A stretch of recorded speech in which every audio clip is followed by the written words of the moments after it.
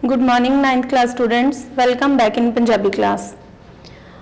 Dear students, जिवें तुहानूं पता है कि साडा बुक्स दा सिलेबस चैप्टर्स जिहड़े आ खत्म हो चुके हैं ते अज असीं अपना व्याकरण दा पाठ शुरू करांगे।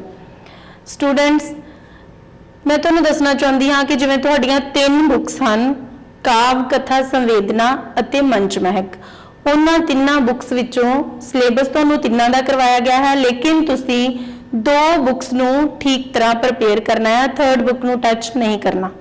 अगर एग्जाम विच तुसीं तीनों बुक्स के क्वेश्चन अटैम्प्ट करोगे तुहाडे मार्क्स कट हो जाने हैं।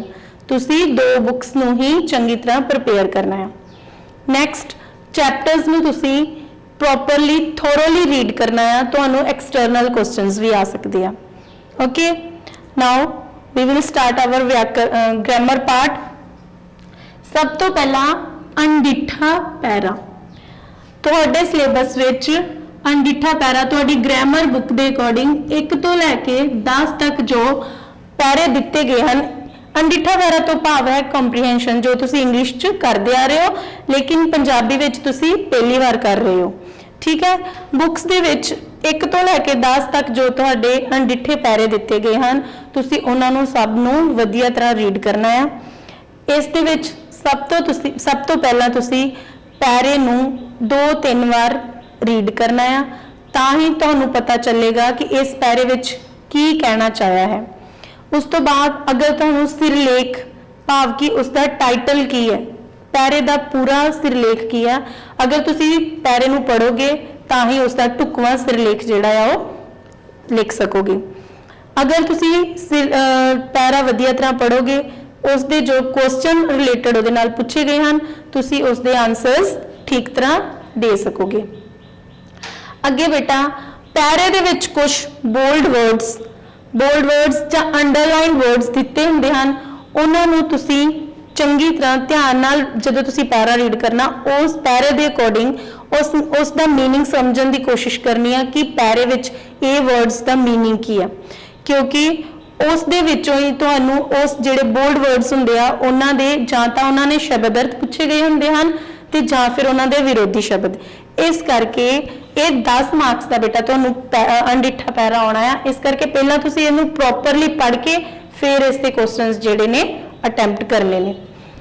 इस तो अगे तुहाडे सिलेबस विच है विरोधी शब्द।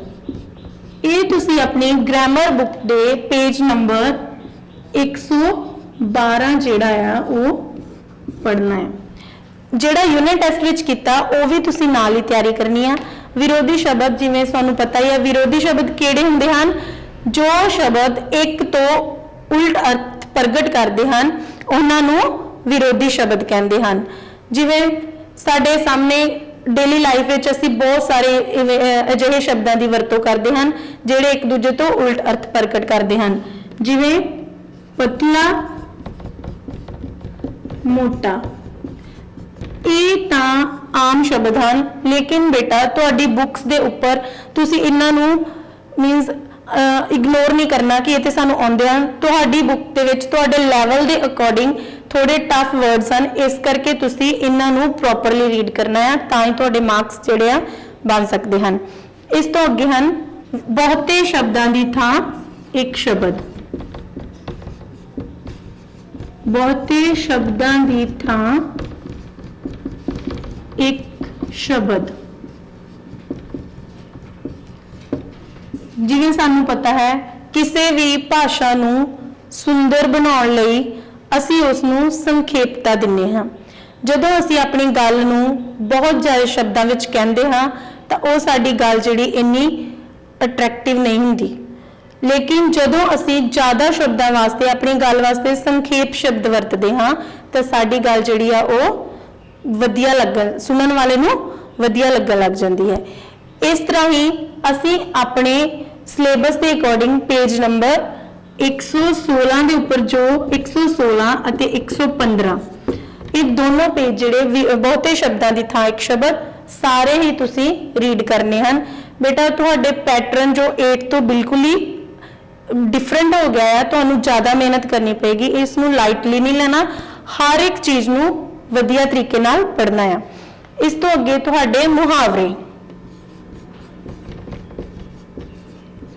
ਮੁਹਾਵਰੇ ਯੂਨਿਟ ਟੈਸਟ ਵਿੱਚ ਤੁਸੀਂ ਪਹਿਲਾਂ ਊੜਾ ਅਤੇ ਐੜਾ ਵਾਲੇ ਮੁਹਾਵਰੇ ਕਰ ਚੁੱਕੇ ਹੋ, ਲੇਕਿਨ ਫਰਸਟ ਟਰਮ ਦੇ ਵਿੱਚ ਊੜਾ ਐੜਾ ਇਸ ਦੇ ਨਾਲ ਹੀ ਈੜੀ ਸੱਸਾ ਅਤੇ ਹਾਹਾ ਵਾਲੇ ਮੁਹਾਵਰੇ ਵੀ ਸਾਰੇ ਜਿਹੜੇ ਨੇ ਤੁਹਾਡੇ ਸਿਲੇਬਸ ਵਿੱਚ ਹਨ।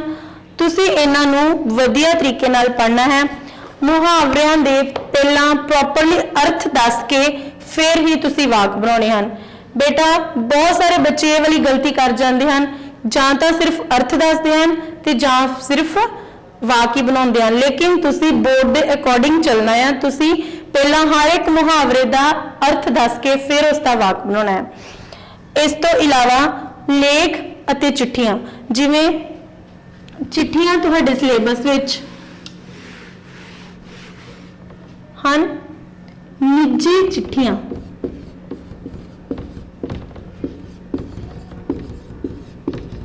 ਨਿੱਜੀ ਚਿੱਠੀਆਂ ਹਨ 1 ਤੋਂ ਲੈ ਕੇ 10 ਤੱਕ। ਨਿੱਜੀ ਚਿੱਠੀਆਂ ਦਾ ਮਤਲਬ ਕਿ ਜਿਹੜੀਆਂ ਤੁਸੀਂ ਆਪਣੇ ਰਿਸ਼ਤੇਦਾਰਾਂ ਨੂੰ, ਆਪਣੇ ਦੋਸਤਾਂ ਨੂੰ, ਵੱਡੇ ਭੈਣ ਭਰਾਵਾਂ ਨੂੰ ਜਾਂ ਛੋਟੇ ਭੈਣ ਭਰਾਵਾਂ ਨੂੰ ਲਿਖਦੇ ਹੋ, ਉਹ ਵਾਲੀਆਂ ਚਿੱਠੀਆਂ ਇਹ ਤੁਹਾਡੇ ਸਿਲੇਬਸ ਗ੍ਰਾਮਰ ਦੇ ਵਿੱਚ ਹਨ ਤੇ ਇਹ ਤੁਸੀਂ ਚੰਗੀ ਤਰ੍ਹਾਂ ਪ੍ਰਿਪੇਅਰ ਕਰਨਾ। ਇਸੇ ਪ੍ਰਕਾਰ ਜੋ ਐਸੇ ਨੇ ਤੁਹਾਡੇ 5 ਐਸੇ ਤੁਹਾਨੂੰ ਪ੍ਰੋਪਰਲੀ ਦੱਸ ਦਿੱਤੇ ਗਏ ਹਨ, ਪਹਿਲਾਂ ਤੁਹਾਨੂੰ ਕਰਵਾ ਦਿੱਤੇ ਗਏ ਹਨ। ਹਰ ਇੱਕ ਪੂਰੇ ਟੌਪਿਕ ਨੂੰ ਤੁਸੀਂ ਠੀਕ ਤਰ੍ਹਾਂ ਪ੍ਰਿਪੇਅਰ ਕਰਨਾ ਹੈ। Okay students, thank you.